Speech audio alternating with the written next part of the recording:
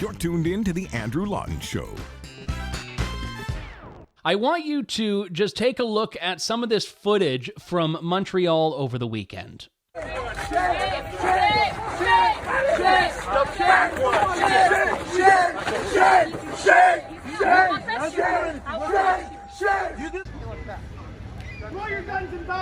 Now, if I didn't tell you that was Montreal, or you didn't recognize any of the players or people involved, you'd think that this was some sort of raid taking place in a foreign land, a place that doesn't have a constitutional protection of freedom or freedom of the press specifically, but that was in Montreal. That was in the Dominion of Canada over the weekend, and a raid on a boat occupied by members of our friends over at Rebel News for the purported offense of engaging in journalism under lockdown. Rebel Commander Ezra Levant joins me on the line now.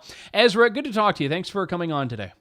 Well, thank you. And I actually think you're the first Canadian journalist to interview me about this. I've done the circuit in the United States. Major outlets are shocked by this, but I think most Canadian media party journalists are either not allowed to say anything, don't want to say anything, or frankly agree with the police raid on our journalists. I find that troubling. You raise an interesting point there, and actually maybe we'll start with the bigger picture, because you and I have been in London, England for the Global Conference for Media Freedom, when Canada stands up as a leader and a beacon of press freedom and talks about how countries like the Congo and Venezuela need to do better without looking in its own, not even its own backyard, its own front yard here. And similarly, we have a lot of people in Canada that when you were going through your Human Rights Commission battles, 15 years ago, would take principled stands even if they didn't agree with what you said. But now that's gone, and people are uninterested in standing up for the freedom of people they've determined are not worth it. Yeah, I remember when we published the Danish Cartoons of Mohammed. It was almost universal, the support for us. Even if people didn't like our politics, they thought it was outrageous that we would be investigated by the state. Things have changed completely in those 15 years. I'm incredulous, for example, at La Presse, that's a large newspaper in Montreal, cheering for the police raid on our Airbnb, when just a couple years ago, one of their own columnists was subject to illegal wiretaps by the same Montreal police force. They were outraged when their reporter was illegally spied on by police, but they're thrilled that we are the subject of a raid. I don't know if they can see what they look like or can see what they're doing, because the precedents being set against us will surely be used against them. Let me give you a 1-minute recap of what happened. We've been covering the lockdowns and lockdown protests across Canada almost since the beginning. Well, since the beginning.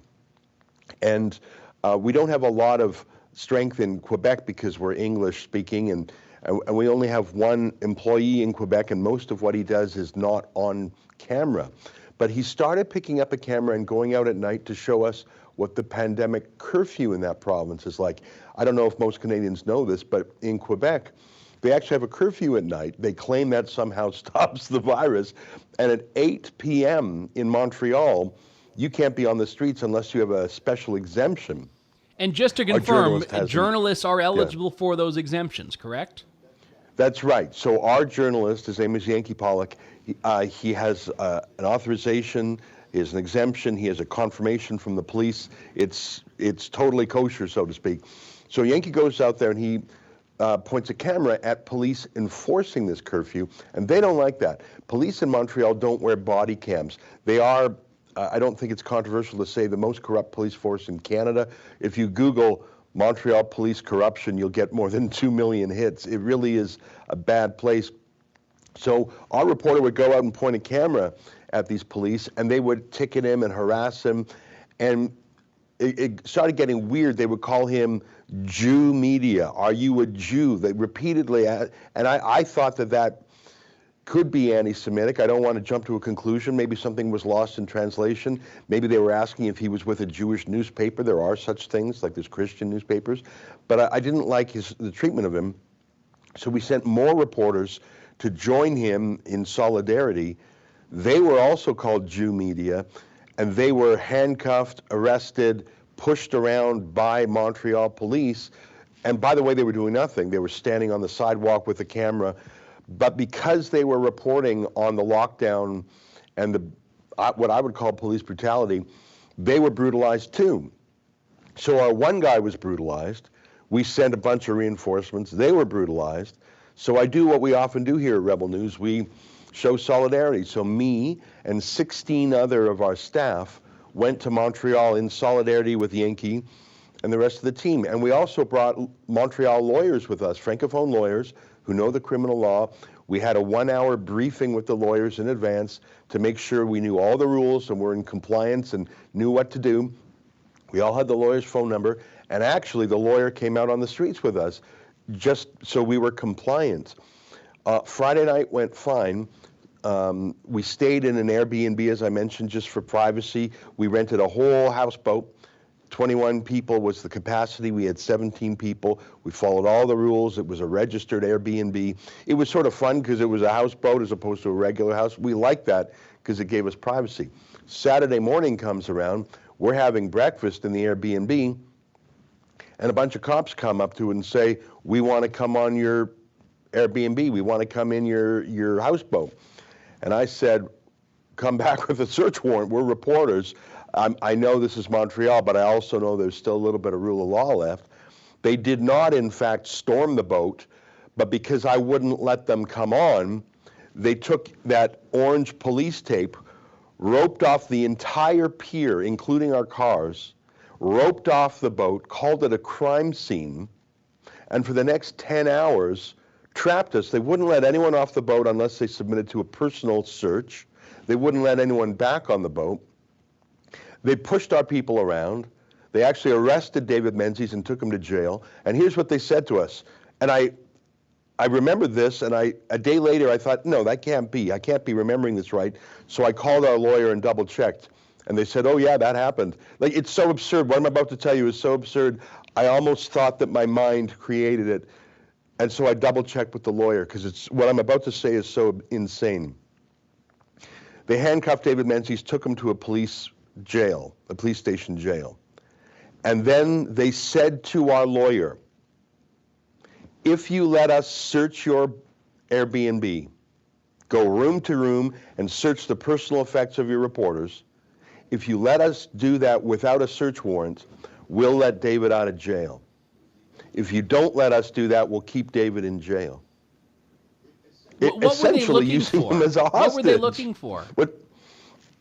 I don't quite know. At one point they said, are there other people on the boat? What, do you think we were like smuggling people across Roxham Road? I want to let you know it was a houseboat, so it looks like a boat, but it's permanently in the pier, you know. It's well, yeah, because I was wondering when this happened why you didn't just, go away from the dock and just sail off into the sunset. But that's your point. Well, you couldn't. The boat was fixed in place. Okay. Well, and we had nothing to run away from. I mean, it's just like a slightly quirky Airbnb, but I chose it because it was of privacy reasons. We would have the whole thing to ourselves, and because when you're buying hotel rooms for 17 people, it actually worked out more economically to do it in one Airbnb. Now, have any charges or tickets been laid against anyone, against Rebel or any of the people that were involved in this on this day? Yes, they've given a charge to David Menzies, and I haven't actually inspected the charge yet. So he has been charged. He has to go back to Montreal. None of the rest of us have received any charges. I presume something will come in the mail, some sort of ticket. But like I say, we were all in compliance with the law. It was an Airbnb. It was like a hotel. And was this the cause of the investigation that you were violating gathering restrictions? Was that what they were suspicious of? Well, that's one of the things they said, but it wasn't a gathering. It was like a hotel. Yeah, but and I'm also curious if they're suspicious of you for having a gathering, what benefit do they have from going through your backpacks and your laptops and your purses and all of these things? I mean, are they looking for more people in them? And I was worried that if they got on the boat, and they wouldn't let us on the boat, they wanted to search the houseboat, but they wouldn't let us accompany them. I was very worried, given the history of corruption in this police force, that they might plant something on us. I don't know, drugs or a weapon or something. But here's the incredible part. For 10 hours, We refused to let them on the boat. They refused to let us move. They held David in a jail cell for about half that time. For 10 hours, they shopped around Quebec to try to find a judge to give them a search warrant. No judge would sign it. I don't know, maybe they couldn't find a judge, or maybe a judge would look at it and say, what? You want to search journalists' hotel rooms because you claim they were, like, here's the owner of the Airbnb came down because he heard there were 50 police there. He was panicked. He came down. He thought maybe we were like a Hells Angels gang or having an illegal rave or something, and he saw it was just journalists. And he talked to me, then he talked to the cops, and he came back to me and he said this. He said, I sure hope you're right, and I hope they're wrong, he said, referring to the police, because if they're right, I'm out of business. Because if having a bed and breakfast, having an Airbnb mini hotel is now called an illegal gathering, he's out of business. And think about that. Like, if you just deem a hotel to be an illegal gathering, it's not a gathering, it's a hotel. He said, if you're wrong, he said to me, I'm out of business. So he wasn't even mad at me. I asked him because his day was ruined by this. Imagine having a huge police force surrounding your B&B, taping it off as a crime scene. You don't know what's going on. You come down there and it doesn't make sense. There was such a huge crowd of police cars, police trucks, police bikes, that a crowd gathered to watch. One person said, are they filming a movie? Because it was so absurd. No one could believe what happened. Yeah, it's not a great movie. I don't want to see how this one ends. Yeah, well, I guess we are making a movie out of it, but it's not a happy movie. It's a movie of police brutality. And as the police pushed us, the crowd started booing and heckling and swearing at the police. Listen, we were heckling the police too. It's all you can do when they've got the guns, when they're breaking the law.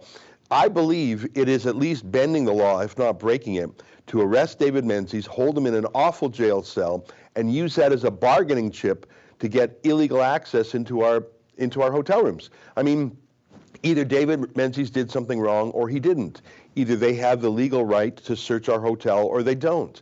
For them to grab Menzies and then say, we'll let him go if you give us the right to search your place without a warrant, that's in itself corruption. And why are they doing that? I mentioned earlier they call us Jew media and are you a Jew? I don't actually think that's their central motivating factor. In fact, we only have that one Jewish reporter there, Yankee. Our reporters of various religions, various races. I don't think it was racism that was their dominant motive.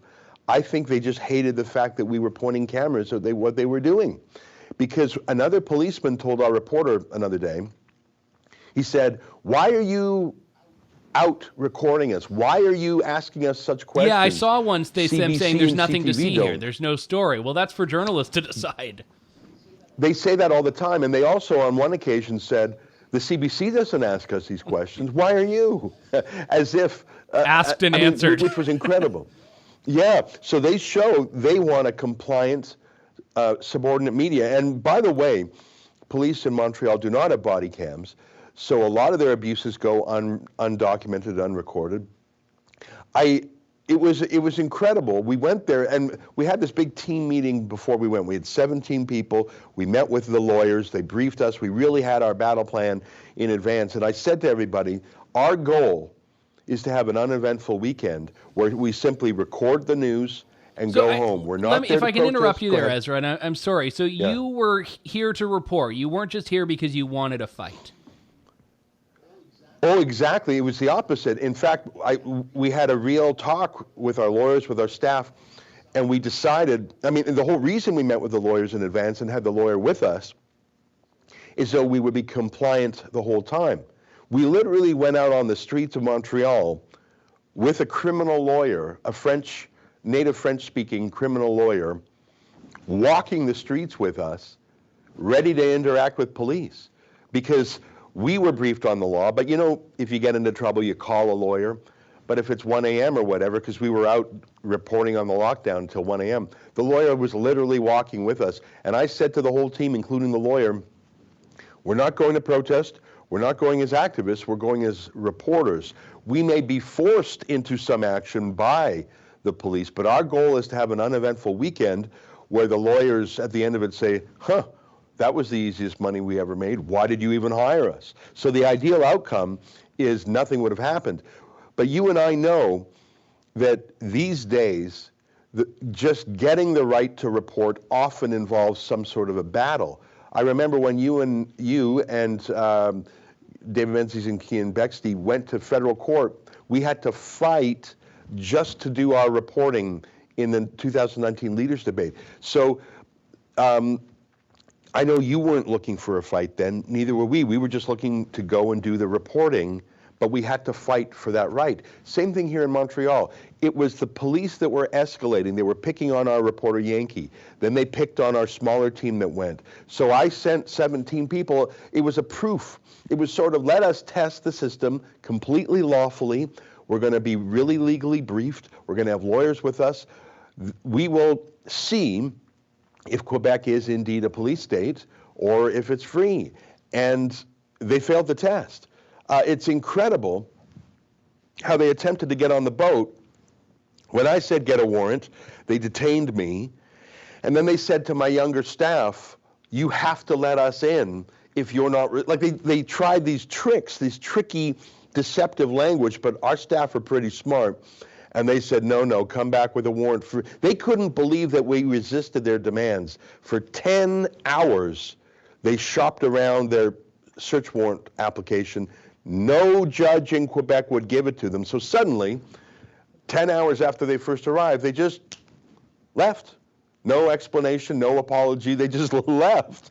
And we went back on our Airbnb. It was the most incredible thing. And they released David, just released him when they realized that they couldn't use him as a hostage, the ransom being letting them in our Airbnb. Now here's the thing. And La Presse is really strange about it. Like I say, their own reporters have been illegally spied on by Montreal police, but they are mocking this police raid on our Airbnb, saying that we're not real journalists, that we're clowns, whatever. I don't think we're clowns. I know we're real journalists. As I said, the Federal Court of Canada said that you and we are, and they commanded the Debates Commission to let us in. But let's say we aren't good people. Let's say we're really, really bad people. Let's say we're clownish, whatever the accusations are. So what? The Charter of Rights and the rule of law protect everyone in Canada, whether you're smart or dumb, whether you're friendly or mean, whether you're an excellent journalist or a crummy journalist. The Charter of Rights, the rule of law, limited police powers, civilian oversight of police, search warrants, that all applies whether or not you're a nice person or a bad person. The press can love you or hate you. We are all protected by the law. And I find it extremely disappointing that most Canadian journalists were thrilled that we were the subject of a police raid. I find that the scary part. I'm glad you're all okay, but you're right. A lot of very significant questions this raises about the state of media and also the law enforcement in Quebec and Montreal. Ezra Levant from Rebel News, always a pleasure. Thanks for coming on. Thanks, my friend. Thanks for listening to The Andrew Lawton Show. Support the program by donating to True North at www.tnc.news.